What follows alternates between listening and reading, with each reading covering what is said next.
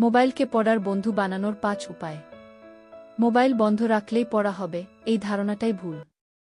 আজকে দেখাবো কিভাবে মোবাইল দিয়েই পড়াশোনা করা যায়।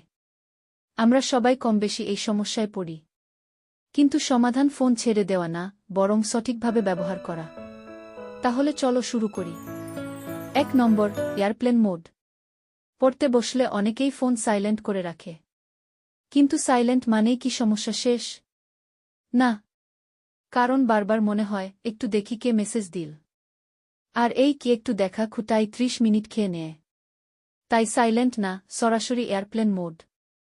কোনো নোটিফিকেশন নেই, কোনো টান নেই, শুধু তুমি আর তোমার বই। ২ নম্বর, ইউটিউব খুলবে কিন্তু হোমপেজ না। কোনো লেকচার দেখতে গেলে কখনো হোমপেজ থেকে শুরু করো না। কারণ হোমপেজ মানেই একটা ভিডিও, তারপর আরেকটা, তারপর হঠাৎ দেখলে ১ ঘন্টা পার।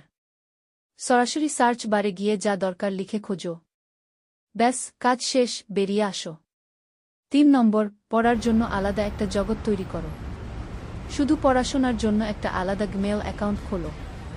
সেখানে থাকবে শুধু note, PDF, lecture link, study app. কোনো মিম নেই, কোনো রিলস নেই, কোনো বন্ধুর ট্যাগ নেই। এই অ্যাকাউন্টে ঢুকলেই মস্তিষ্ক বুঝবে, এখন পড়ার সময়। ৪ নম্বর, ১৫ মিনিটের নিয়ম। আগে ১৫ মিনিট নিজে চেষ্টা করো, বই দেখো, ভাবো, লেখো। তারপরেও না পারলে তখন অনলাইনের সাহায্য নাও। এই ১৫ মিনিট তোমার মস্তিষ্ককে ধারালো করবে, আর জিনিসটা মনেও থাকবে অনেক বেশি। ৫ number, notification off. Instagram, Facebook, WhatsApp এগুলো ফোনে রাখতেই পারো। কিন্তু পড়ার সময় সব নোটিফিকেশন অফ। একটা খিটুংখি শব্দ মাত্র ৩ সেকেন্ডের জন্য মনোযোগ সরায়, কিন্তু সেই মনোযোগ ফিরে পেতে লাগে ২০ মিনিট। তাই এটা অপশন না, এটা মাস্ট। তাহলে মনে রেখো, মোবাইল তোমার শত্রু না।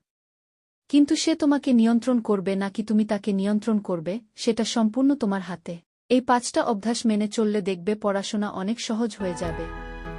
ভালো লাগলে চ্যানেলটা সাবস্ক্রাইব করো, আর কমেন্টে জানাও কোন টিপসটা তুমি আজ থেকেই শুরু করবে।